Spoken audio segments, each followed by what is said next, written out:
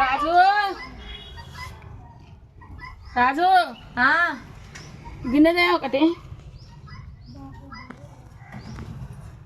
ఆడ బొక్కించుకొచ్చిన ఏంటిదమ్మా ఏంది ఒళ్ళేసుకొచ్చిన ఏంటిది టమాటాలు తెచ్చిన బిడ్డ మన టమాటాలు చిలక టమాటా పోయి మంచిగా ఉంటాయి. ఎన్ని కేజీలు? 2 కేజీలు అమ్మో పోయి ఫుల్గా ఏంటమ్మా అంటే లోకల్ టమాటా మంచి టమాటా ఫుల్గా ఉంటుంది.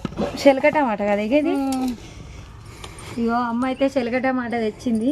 ఇట్లా పుచ్చులు పుచ్చులు ఉన్నాయి అమ్మా.